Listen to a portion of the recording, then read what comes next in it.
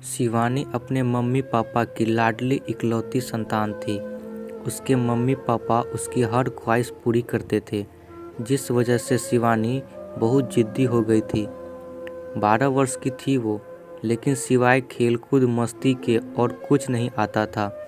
Mummy papa उसे डांटते भी नहीं, जिस वजह से शिवानी दिन पर दिन बिगड़ैल मस्तीखोर होती गई। शिवानी एक दिन मस्ती करते करते घर की छत पर चढ़ गई और फिर घर की छत से लगे एक बरगद की पेड़ पर चढ़ गई। इतनी ऊंचाई पर जाकर उसे सब कुछ बौना दिखाई देने लगा। मम्मी पापा मुझे पकड़ो, देखो मैं कितनी ऊपर आ गई हूँ।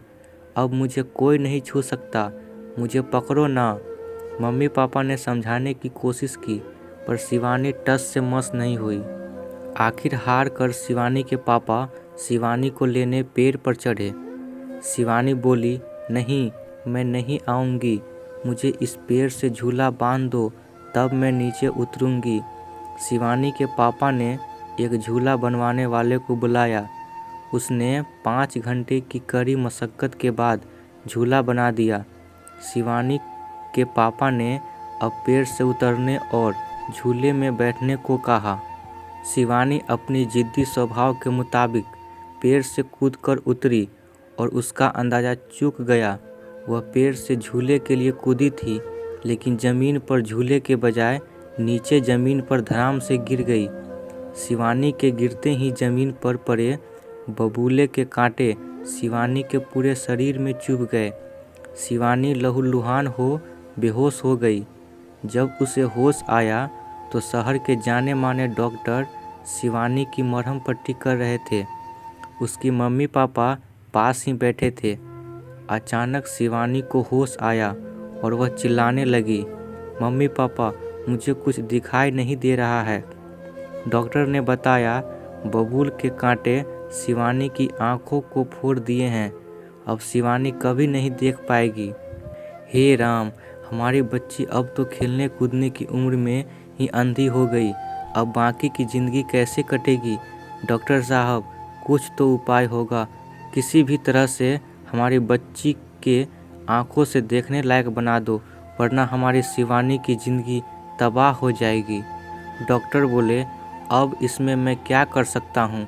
हाँ, लेकिन आप अगर शिवानी को शहर ले जाओ तो इसका इलाज वहाँ के डॉक्टर ज़रूर कर देंगे और फिर से आपकी बेटी देखने लगेगी। शिवानी को उसके मम्मी पापा तुरंत शहर के जाने माने हॉस्पिटल में ले गए। वहाँ सबसे बड़े डॉक्टर ने बताया कि अभी अभी एक औरत की कुछ गुंडों ने गोली मारकर हत्या कर दी है। उसके आगे पीछे कोई नहीं है। वह लावारिस लाश बुरी हालत में अपने अंतिम संस्कार के लिए पड़ी हुई है। शिवानी के पापा ने कहे, हम करेंगे उस औरत का अंतिम संस्कार। बस एक बार उसकी आंखें हमारी शिवानी को लगाकर शिवानी को पहले जैसा स्टेज पर ले आइए। आपका बहुत उपकार होगा। डॉक्टर ने बताया था कि हॉस्पिटल लाने से पहले ही वह औरत दम तोड़ चुकी थी, इसलिए 3 घंटे के भीतर भीतर शिवानी को उस औरत की आंखें लगना बेहद ज़रूरी है, वरना शिवानी की आंखों की रोशनी वापस नहीं आएगी। तो फिर देर किस बात की सर, आप जल्दी से ऑपरेशन की तैयारी कीजिए।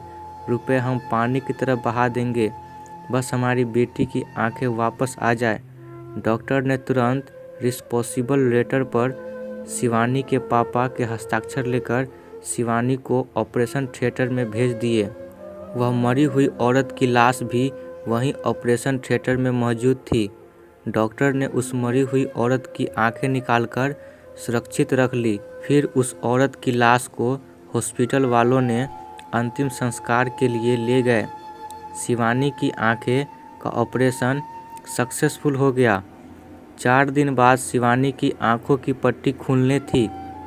शिवानी से पूछा गया, किसकी सूरत तुम सबसे पहले देखना चाहोगी? शिवानी ने कहा, मैं उस देवी की सूरत सबसे पहले देखना चाहती हूँ जिसने अपनी दोनों आंखें मुझे देकर मुझे फिर से दुनिया देखने के काबिल बनाया। वही मेरे माँ, मेरे पिता समान मेरे लिए पूजनीय हैं। शिवानी की बात सुनकर डॉक्टर, नर्स और शिवानी के मम्मी पापा चिंतित हो गए। अब शिवानी को कैसे बताते कि शिवानी को एक मुर्दे की आंख लगाई गई है। शिवानी तो बहुत ज़्यादा खुश थी कि अब वह फिर से सारी दुनिया देखेगी, खेलेगी, कूदेगी, मचाएगी। आखिर वह दिन भी आ गया जिस रोज़ शिवानी की आंखें की पट्टी खुली थी। शिवानी बेटी, तुम अपने घर चलने वाली हो। अब कुछ ही देर बाद तुम्हारी आंखों की पट्टी खुलने वाली है। मम्मी, लेकिन मैं उस आंटी को देखना चाहती हूँ जिसने अपनी आंखें मुझे दान दी है। डॉक्टर ने कहा, बेटे, वह आंटी तो अपनी आंखें देकर यहाँ से बहुत दूर चली गई है।